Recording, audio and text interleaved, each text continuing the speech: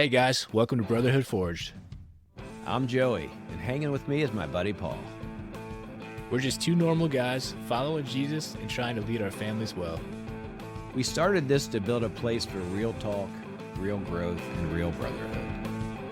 If you're about faith, leadership, and showing up when it's tough, you're in the right spot. If you like what you hear, hit the share button or leave a review. It helps way more than you know. Let's get into it. Okay, so as we talked before, we're doing these minis, kind of mini briefs, whatever. So we wanted to talk a little bit more about Proverbs 27:17, which is the verse that we kind of stand by, Paul and I. And it's kind of our foundation for Brotherhood Forge. As iron sharpens iron, so one person sharpens another. It's a verse that I feel is extremely important, and I think Paul does too. Paul, what do you have to add to that? Yeah, we had a open house this past weekend for a graduate nearby, and someone came up to me and they talked about the podcast, and she said how cool it was to hear that because our basketball coach teaches that to his kids as well, just as like a metaphor, and he just said, "Hey, iron sharpens iron." And I think back to all of, like my life stuff too, like coaching and playing. It's like, man, if that's not the truest thing I've ever heard, like when you get those brotherhoods, it's like, hey, one person does sharpen another. But also think if you're not that one person for somebody, they're not that person for you, you can dole each other out too. And this is where I got to shout out my buddy Ben. We going into our senior year, we were like the only ones that, I mean, they're not the only ones. We just got together and we decided like, hey, we're not going to go out, we're not going to party, we're not doing this stuff. We're going to dedicate ourselves to this next upcoming football season. We were staying, when we're going out, we were playing Xbox James Bond, just like some silly game to get us by, doing whatever it was, and then waking up 5 a.m., 6 a.m., going to the high school and lifting. It's like that was that moment for me that really opened my eyes to one man can sharpen another, and the true impact you can have on each other just by kind of taking that step with the right person by your side. Yeah, when you and I and Richie, was it 2 years ago we got together? Was it a year and a half at the summit? And we decided to kind of make that 3-man accountability group. We talked about Proverbs 27:17. And it's a verse that it's been kind of close to me. It's been really important to me for a very long time. But not just the fact that you and I are sharpening one another, but the whole community, we want to instill that in our listeners as well. It doesn't have to be brother to brother. It could be sister to sister. It's really about two people that could sharpen each other, it doesn't matter if you're a man or woman. Absolutely, dude. I think you can even look at, obviously you said it doesn't have to be man to man. It can be husband and wife or wife to husband, whatever it is. And I think ultimately we're called to do that with our spouse. We should hold ourselves to that standard of sharpening them as we hope that they would do the same for us. Because all that does is just make our entire marriage, our entire household, our entire community better. So it's really kind of a challenge to reach out to one another and make sure you have those right people in your life. And if you don't, find them, become that person for somebody, and they may become that person for you too. You talk about finding it. People often think someone should come to me. Like, if you don't make the effort, sometimes you're going to make all the effort, right? Finding that person. So I encourage you, ask someone to breakfast for a cup of coffee that you may be interested in forging a relationship with. And maybe 9 of them out of 10 fail. But if just that one fails, that's kind of been my motto, or it's kind of been my MO, I'm kind of the breakfast or the coffee guy. If I meet someone that I really want to get to know, whether it's somebody at church or it's somebody I've just met, I'll say, hey, let's grab a cup of coffee. My wife's like kind of laughs at me. That's kind of weird, right? I'm like, no, it's not. Because often it turns into something great. And pretty much right away also, if that person's not someone you're going to want to hang out with, but why not give it a shot? And what if you're a light to that person? What if that person can see Jesus in you? Whatever the case may be, maybe it's not a spiritual thing or a faith thing, but you just give that person someone that they can lead in on and they can trust, and they don't have that person. So I challenge you. Yeah. Well, you brought up the group with me, you and Richie. Was still a St. Louis summit, right? We were Yes. not. Yeah. So that was 2 years ago.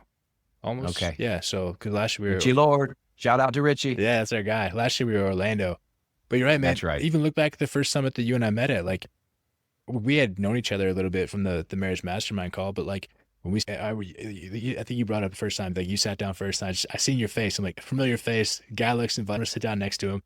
And then we just started talking. And like, I think we knew right then, like, okay, there's something special about this friendship where we could use each other in this situation to sharpen each other, to call each other forward, and to really help each other grow. And it's, I don't know what can become possible for you by making that one connection, or by even reaching out to an old friend that you haven't talked to in a while. Maybe Mm. you need that just as much as they need you. So it's just put yourself out there. Yeah, because if Paul and I hadn't stepped out of our comfort zone 3 years ago, and he hadn't sat next to me on the bus, this would never have happened. So as we talk about this, Paul, I'm thinking about who sharpens me in my life, and one would absolutely be my wife. She probably holds me more accountable than anyone. Obviously, the friendship I have with you, you keep me sharp. Just this podcast alone and our friendship. And I talk to Paul or text Paul more than I do my wife, probably 10x. It's kind of funny because we're always talking about content. We're always talking about, maybe questions or comments that we've had on the podcast. So yeah, he definitely sharpens me. And I have some guys at church. There's a handful of guys that I really respect, I really look up to, and we definitely hold each other accountable. And I consider that sharpening. There's others as well, but those are the ones that really stick out to me. How about you, Paul? Yeah, I mean, not to completely hijack your answer, but for sure it's Amber. Like we talked about in the marriage, when I wouldn't be the man I am today without the influence that she's had on me and continues to have on me, even if sometimes it's not the gentle love that we all hope it will be. It's not comfortable, but it's accountable. It's sometimes the drive, the direction that we need, or the motivation that we need. A personal story. I mean, we talked about the argument that we had, a disagreement that we had. It was over me being on my phone too much at night. And it's not just texting you. That's just in general. I'm like, there's times where I just feel completely burnt out, and I think I just default to just scrolling for no reason.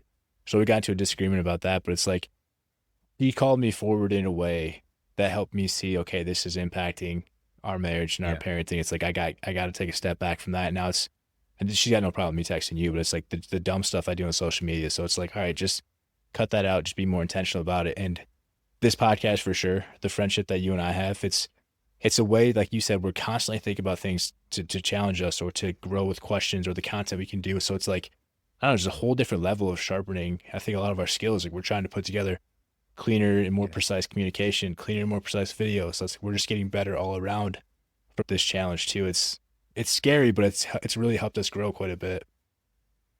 Yeah, it's changing the man I am because I'm so focused on the things we're talking about. So it makes me more aware of my actions as well. And a friend of mine, Fraser, always told me the best way to learn something or to enhance the skill is to teach. Mhm. And in essence, we're sharing. So in a way, we're teaching. I mean, I don't know how else to put that, right? Mhm. We're sharing our lessons, so we are teaching. It's the preparation for it too, because I don't even know. There are people that have reached out, right? That we are giving valuable stuff that I think you could argue would be teaching, but really it's the way we prepare for it. Like You're we're right. getting into content, we're really trying to put personal stories to it, and just trying to really give a more, I don't know, precise presentation of it. We're not just coming on here just throwing everything against the wall. It's like, no, we want this to look good, so it's helping us grow, and that whole thing. So it's, I don't know, it's been really powerful so far. Yeah.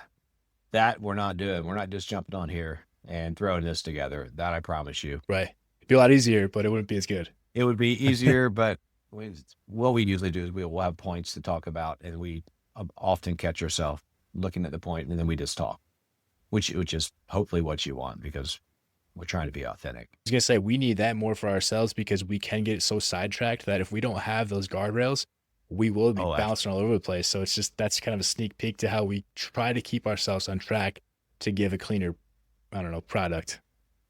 no, that's fair. But you're right. We both are ramblers, and that could be ugly, and we would probably have no listeners Yeah, after a few weeks. So right. I got to shout out Gavin, Percy, and Ben too. Those are guys that have been there for me through several stages of life. A couple other guys too, Camargo, and then Chris and Jared. They've given us so much feedback on this, just about the connection that you and I have and the way we're able to articulate things. So I definitely appreciate that. That the feedback helps sharpen us too in a way. So it's like, because the feedback they give us, it lets us know what's working, what can we get better at. Chris told me I sounded like Dan Campbell out here saying man every other word. So now I'm trying to be more cautious about saying man. Although Campbell's my guy, right? But it's like I don't want to be out here saying man every other word because that could not fly with everybody. So it is funny because we both have I have my ums and my ahs, and sometimes we'll repeat the same like ah ah ah. mhm. At first I cut those out because we do edit these down a little bit. But I don't cut those out anymore because I just want to be authentic. But the feedback, like you mentioned, it's imperative. Mhm. And if someone's asked you, Paul, you showing up as a man who sharpens others, this is an easy question, or a man who brings others down. Yeah, I think we both have the same answer for that. man, I think it's something that we take such pride in too. I know when we Yeah. show up for the people that are around us in our lives, the guys that we either work with or just our friends, it's like I really we talked about this before. I'll never this is something that's always stuck with me. And like I said, I talked about it before. People never forget how you make them feel. And that can be just the way you listen to them or the way you show up. And it's funny because I mean, you know what I look like.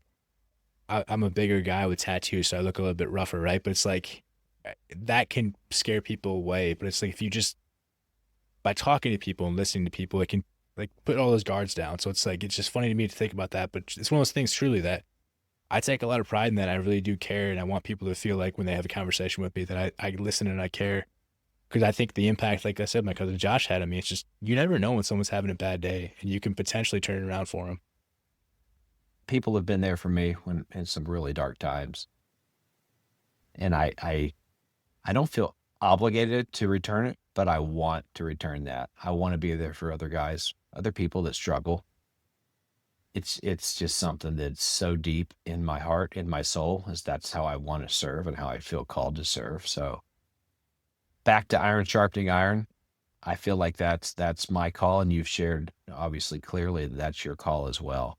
Yeah. That's what Brotherhood Forged really, that's what we're built on. That's what we're based on. That's our foundation.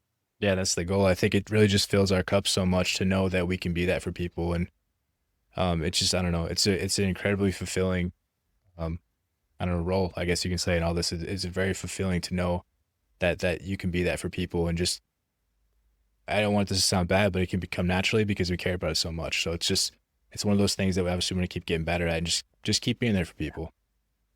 Absolutely. It feels so good. It almost feels selfish, but I know that's not true. Right.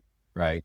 But, yeah, I'm grateful to have this opportunity to be working with Paul and to be on this podcast. And like I said, we are here to serve, and all the feedback you got, all the comments, we are grateful for them, and that's how we're going to grow. Yeah. So thank you. As we talked about those two points, just to throw something out there to you guys, you heard from us, but who in your life sharpens you? And are you showing up as the man who sharpens others, or are you dulling their edge? How are you showing up, and how do you want to show up? Really ask yourself that too. And the kind of last reflection thing we talked about, man, we've already off camera talked about this, but where do we need more challenge and not just comfort? My morning routine sucks right now. I'm not even gonna lie, man. I need more challenge to get back into my morning routine, back into my cold plunge stuff. I just got back into running, so that's gonna help me get back on track with more discipline. But yeah, I think I've fallen into comfort as far as that goes. I still check off the boxes, but it's like I'm not pushing myself physically as much as I should be or where I should be. I can completely relate to that. Since we started the podcast, just that we've had later nights, no excuses. Well, that's an excuse, but it's not valid. Okay. So Paul and I hold each other accountable in that area too, because I know I need to get back to 100%, and I'm about 30% right now. Mhm. Nutrition as well. So, I mean, hyper aware, know where I need to be, but, that's why we do this, right? Iron sharpens iron. That's it. Absolutely. So to you guys, where do you need more challenge and not just comfort? It can be brutally honest and probably painful at times when you think about the things that you're just kind of comforting through and drifting through, and really trying to ask yourself, or maybe ask others around you, just ask them where do you think I've gotten comfortable at, and that can be a painful response, but one that you need if you're trying to really sharpen yourself. Let us know. That's it for this short one. So peace out, guys. Take Be care, blessed. guys. Thanks for listening today. We don't take that for granted. Your support matters. You're part of something much bigger, and we're thankful you're on this journey with us. Stay strong, stay intentional, and know you're not walking this alone. If this challenged you, please share the impact. Growth is better together. We'll see you next time on Brotherhood Forged.